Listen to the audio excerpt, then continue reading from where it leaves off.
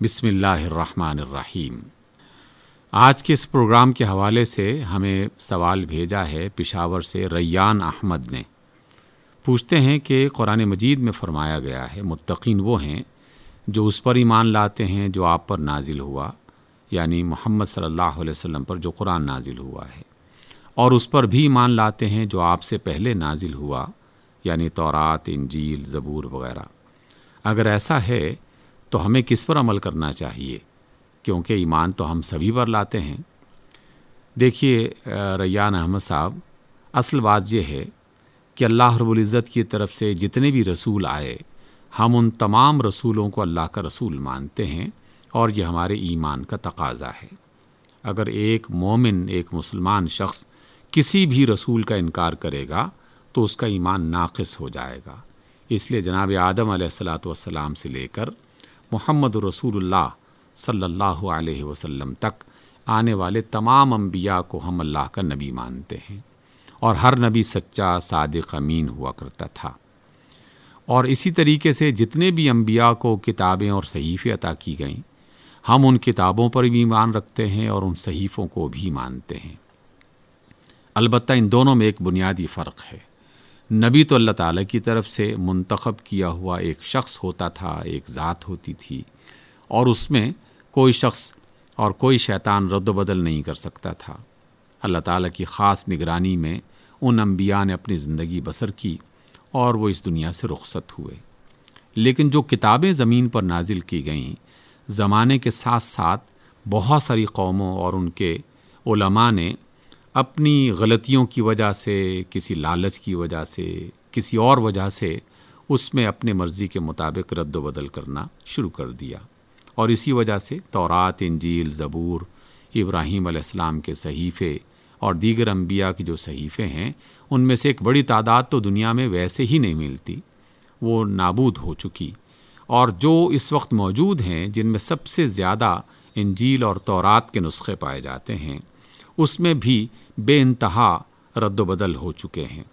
یہی وجہ ہے کہ آپ کو ایک انجیل نہیں ملے گی، بلکہ مختلف لوگوں کے نام سے ان انجیلوں کے نام ملیں گے۔ لوقا کی انجیل ملے گی، برناباس کی انجیل ملے گی، یوحنا کی انجیل ملے گی۔ اسی طریقے سے تورات کے بھی متعدد نسخے ہیں۔ تو پھر اس کا مطلب کیا ہوا؟ اس آیت کا بنیادی مطلب یہ ہے کہ ہم یہ تو مانتے ہیں کہ تورات جناب موسیٰ علیہ السلام پر نازل ہوئی، اور مسیح علیہ السلام کو جو تعلیمات دی گئیں ان تعلیمات کو انجیل کہا جاتا ہے۔ زبور جناب داؤد علیہ السلام کے حوالے کی گئی، ابراہیم علیہ السلام کو صحیفے عطا کیے گئے تھے، ہم یہ تو مانتے ہیں، اس میں کوئی شک نہیں۔ لیکن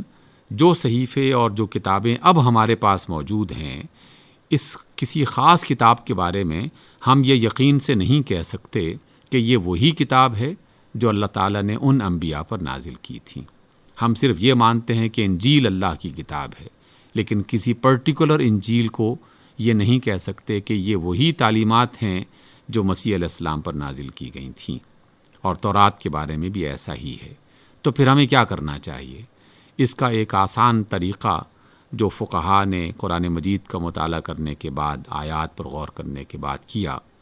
وہ یہی ہے کہ اللہ تعالیٰ نے قرآن مجید کو مہیمن قرار دیا ہے۔ مہیمن کا معنی ہے نگرانی کرنے والا۔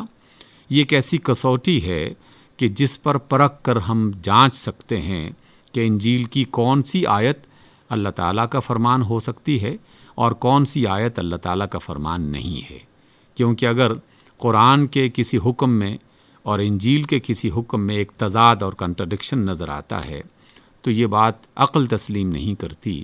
کہ ایک ہی اللہ ایک زمانے میں ایک بات کہہ رہا ہو اور دوسرے زمانے میں وہی اللہ کوئی اور بات کہہ رہا ہو۔ یہ ممکن نہیں ہے۔ اس لیے اگر انجیل میں یہ لکھا ہوا ہے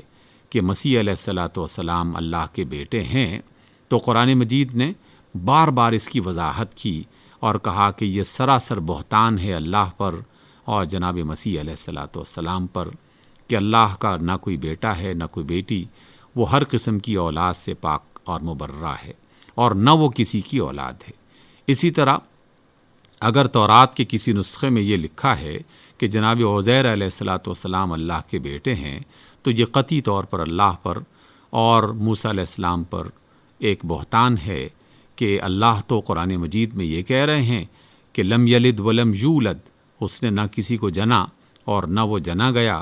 اور تورات میں یہ لکھا ہوا ہے کہ عزیر علیہ السلام اللہ کے بیٹے ہیں، تو پھر یہ بات کنفرم ہو جاتی ہے کہ تورات کی یہ والی آیت اور انجیل کی وہ آیت کہ جس میں کبھی مسیح علیہ السلام کو اللہ کا بیٹا قرار دیا گیا، کبھی فرشتوں کو اللہ کی بیٹیاں قرار دیا گیا، تو یہ بالکل ایک غلط بات ہے اور اللہ تعالیٰ پر اور اس وقت کے انبیاء پر سراسر بہتان اور الزام ہے۔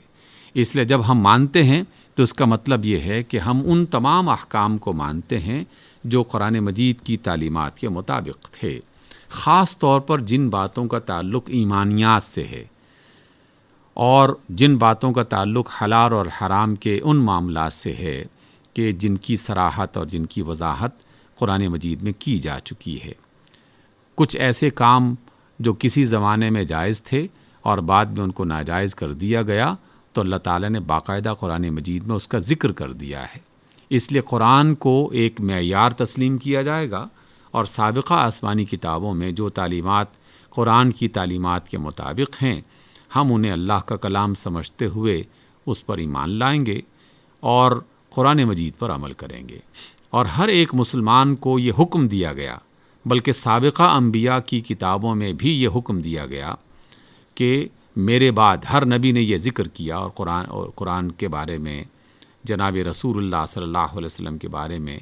یہ بات بتائی کہ ہمارے بعد ایک اور نبی آئے گا، اور جب وہ آ جائے تو پھر ان کو تم نے تسلیم کرنا ہے، ان پر ایمان لانا ہے۔ اور بہت ساری کتابوں میں باقاعدہ جناب رسول اللہ صلی اللہ علیہ وسلم کا نام تک ذکر کر دیا گیا، جیسے کہ تورات اور انجیل میں احمد کے نام سے جناب محمد صلی اللہ علیہ وسلم کا تذکرہ پایا جاتا ہے۔